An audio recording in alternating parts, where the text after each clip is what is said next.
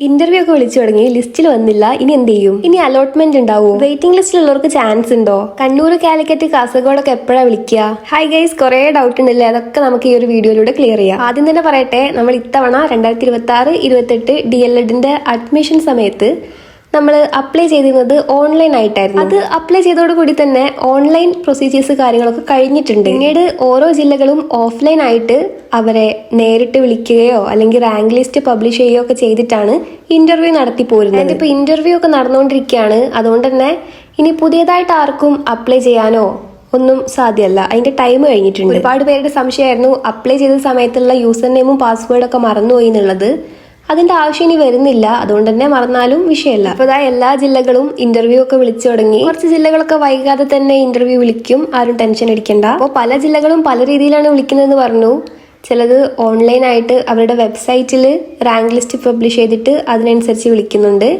ചിലരാണെങ്കിൽ നേരിട്ട് കുട്ടികളെ റാങ്കിനനുസരിച്ച് ഇന്റർവ്യൂവിന് വരാൻ മെയിൻ ലിസ്റ്റിലുള്ള കുട്ടികളൊക്കെ വിളിച്ചിട്ട് അങ്ങനെയും പറയുന്നുണ്ട്. ഇനി വരാനുള്ള ജില്ലകളുടെ എങ്ങനെയായിരിക്കും എന്നുള്ളത് നമുക്ക് അറിയൂല, അത് വന്നാൽ തന്നെ അറിയുള്ളൂ. റാങ്ക് ലിസ്റ്റോ അല്ലെങ്കിൽ ഇന്റർവ്യൂ ഒക്കെ വിളിക്കുന്ന സമയത്ത് ഞാനൊരു വീഡിയോ ചെയ്യാം. ഇപ്പൊ പകുതിയിലേറെ ജില്ലകളിലെയും കോളേജിൽ നിന്നൊക്കെ ഇന്റർവ്യൂ നടത്തി തുടങ്ങി. ഇപ്പോൾ ആലപ്പുഴ ഇന്റർവ്യൂ ഒക്കെ നടന്നുകൊണ്ടിരിക്കുന്നുണ്ട്. ചില ജില്ലകളിലൊക്കെ ഇന്റർവ്യൂ കഴിഞ്ഞതുണ്ട്. അപ്പോൾ ഇപ്പൊ ഗവൺമെന്റും എയ്ഡഡ് കോളേജുകളിലേക്കുള്ള അഡ്മിഷൻ ആണല്ലോ റാങ്ക് ലിസ്റ്റ് ഒക്കെയാണ് പബ്ലിഷ് ചെയ്തത്. അപ്പോൾ അങ്ങനത്തെ ആ ലിസ്റ്റിൽ പെടാത്ത ഒരുപാട് കുട്ടികൾ, ഇപ്പോൾ 90% മുകളിൽ പെർസെൻറ്റേജ് ഉണ്ടായിട്ടും നമ്മൾ ലിസ്റ്റിൽ വരാത്തൊരവസ്ഥയാണ് ഇപ്പോൾ കാണുന്നത്. അപ്പോൾ അതൊന്ന് മനസ്സിലാക്കേണ്ടത് എന്താണെന്ന് വെച്ചാൽ അത്രയും കോമ്പറ്റീഷൻ ഉണ്ട് എന്നുള്ളത് മാത്രമാണ്. അപ്പോൾ ഗവൺമെൻറ് എയ്ഡഡ് കോളേജുകളിലേക്കൊക്കെ ഒരു 96% മുകളിലൊക്കെ ഉള്ളവർക്കൊക്കെയാണ് കിട്ടിയിട്ടുള്ളത്. ബാക്കി അതിൻ്റെ താഴെ പെർസെൻറ്റേജ് ഉള്ളവർക്കൊക്കെ വേഗം വല്ല കാസ്റ്റിൻ്റെ മാറ്റം കൊണ്ടോ അല്ലെങ്കിൽ ഡിസേബിലിറ്റി അങ്ങനെ ക്രൈറ്റീരിയയിലൂടെ കയറിയതോ അങ്ങനെയൊക്കെ ഉള്ളൂ. അപ്പോൾ ഈ ലിസ്റ്റിൽ ഉൾപ്പെടാത്ത കുട്ടികൾ ഒന്നുകൊണ്ടും ടെൻഷൻ അടിക്കേണ്ട ആവശ്യമില്ല. മാർക്ക് ഉണ്ടെന്നുണ്ടെങ്കിൽ, അതായത് 90%-ലൊക്കെ മുകളിൽ 90 സംതിങ് പെർസെൻറ്റേജ് ഒക്കെ ഉണ്ടെന്നുണ്ടെങ്കിൽ സെൽഫ് ഫിനാൻസിങ് കോളേജിൽ കൊടുക്കേണ്ടതുണ്ടായിരുന്നു. അതായത് നമ്മൾ ഗവൺമെൻറ് മാത്രം നോക്കി നിൽക്കരുത് എന്ന് ആദ്യമേ നമ്മൾ വീഡിയോ ചെയ്ത സമയത്തൊക്കെ പറഞ്ഞിട്ടുണ്ടായിരുന്നു. അതായത് ഒരു 96% ഒക്കെ ഉള്ളവർക്കൊക്കെ കഴിഞ്ഞ വർഷമൊക്കെ ഗവൺമെൻറ്റിൽ കിട്ടിയത്. അപ്പോൾ മെറിറ്റിൽ തന്നെ കിട്ടും. സെൽഫിലൊക്കെ മെറിറ്റിൽ കിട്ടിയാലും മതിയല്ലോ.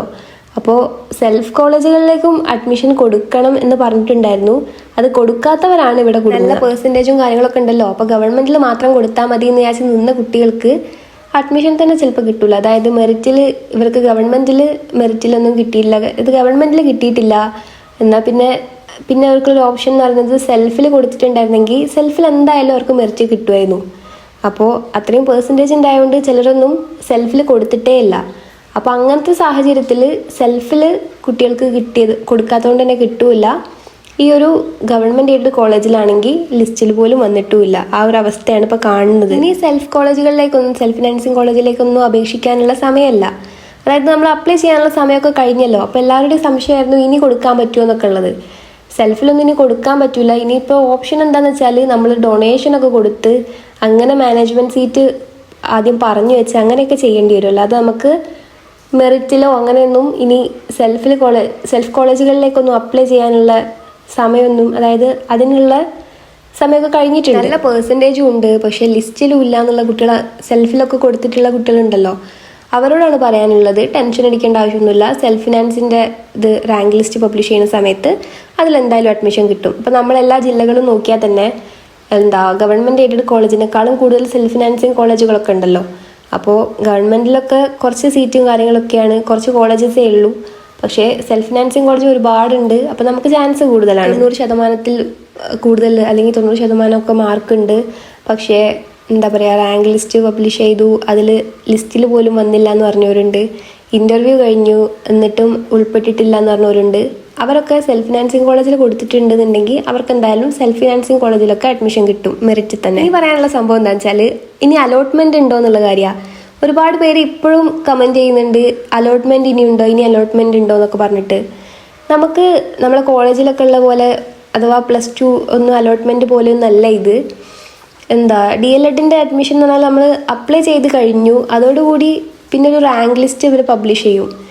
ആ റാങ്ക് ലിസ്റ്റ് അനുസരിച്ച് നമ്മളെങ്ങനെ വിളിക്കും, അതായത് മെയിൻ ലിസ്റ്റിലുള്ളവരെ വിളിക്കും, അത് കഴിഞ്ഞിട്ട് വെയിറ്റിംഗ് ലിസ്റ്റിലുള്ളവരെ പരിഗണിക്കും, അത്രയേ ഉള്ളൂ. അല്ലാതെ പിന്നെ ഒരു അലോട്ട്മെൻറ്റ്, പിന്നെ ഒരു റാങ്ക് ലിസ്റ്റ്, അങ്ങനെയൊന്നുമില്ല. ഈ ഒരൊറ്റ റാങ്ക് ലിസ്റ്റ് ഇത് തന്നെയാണ് നമ്മുടെ മെയിൻ റാങ്ക് ലിസ്റ്റ് എന്ന് പറയുന്നത്. അപ്പോൾ അലോട്ട്മെൻറ്റോ കാര്യങ്ങളോ ഇനി ഉണ്ടോ എന്നുള്ള ചോദ്യത്തിന് ഒറ്റൊരു ഉത്തരേ ഉള്ളൂ, ഇനി അലോട്ട്മെൻറ്റോ കാര്യങ്ങളൊന്നുമില്ല. ഇപ്പോൾ ഇട്ട ഈ റാങ്ക് ലിസ്റ്റ് തന്നെയാണ് നിങ്ങളുടെ മെയിൻ റാങ്ക് ലിസ്റ്റ്. ഇതിനനുസരിച്ച് വിളിക്കുകയാണ് ചെയ്യുക. പിന്നെ ഒരുപാട് പേര് ഡൗട്ടാണ് വെയിറ്റിംഗ് ലിസ്റ്റിൽ നമുക്ക് ചാൻസ് ഉണ്ടോ എന്നുള്ളത്. വെയിറ്റിംഗ് ലിസ്റ്റിൽ ചാൻസ് ഉണ്ടോ എന്ന് വെച്ചിട്ടുണ്ടെങ്കിൽ നിങ്ങൾ എന്തായാലും കുറേ പേര് ഡൗട്ടായിരുന്നു ഇൻ്റർവ്യൂവിന് പോകണോ അങ്ങനെയൊക്കെ.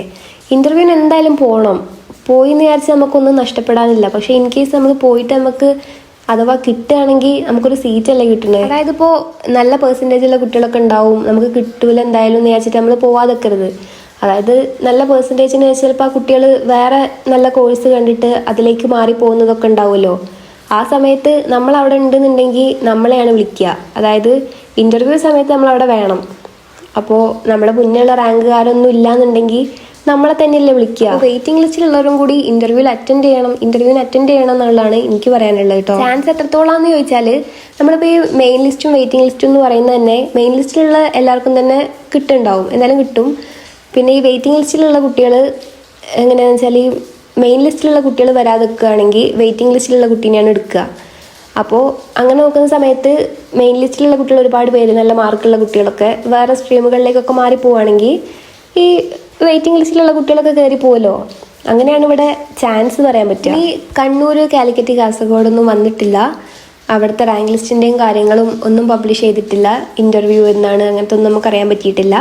അത് ഉടനെ തന്നെ ഉണ്ടാവും. നമ്മൾ മലപ്പുറത്തിൻ്റെ എന്നൊരു ലാഗ് പ്രതീക്ഷിച്ചിട്ടുണ്ടായിരുന്നത്, പക്ഷേ അത് ഇന്നലെ മലപ്പുറത്തിൻ്റെ വന്നു. കാരണം മലപ്പുറത്താണ് ഏറ്റവും കൂടുതൽ കുട്ടികളൊക്കെ ഉള്ളത്. അപ്പോൾ റാങ്ക് ലിസ്റ്റ് പബ്ലിഷ് ചെയ്യാനും അതിനൊക്കെ കുറച്ച് ടൈം എടുക്കും എന്നൊക്കെ വിചാരിച്ചിട്ടുണ്ടായിരുന്നു. പക്ഷേ മലപ്പുറത്തിൻ്റെത് ഇന്നലെ വന്നു.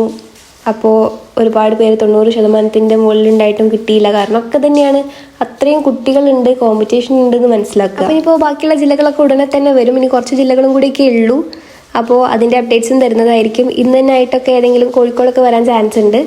അപ്പോൾ നമുക്ക് വീഡിയോയിൽ കാണാം. നിങ്ങളുടെ കമൻസിൻ്റെ അടിസ്ഥാനത്തിലൊക്കെയാണ് ഈ ഒരു വീഡിയോ ചെയ്യുന്നത്. ഇനി എന്തെങ്കിലും ഡൗട്ടോ കാര്യങ്ങളോ ഉണ്ടെങ്കിലും കമൻറ്റ് ചെയ്യാം. അപ്പം ഇനി മറ്റൊരു വീഡിയോ ആയിട്ട് കാണാം.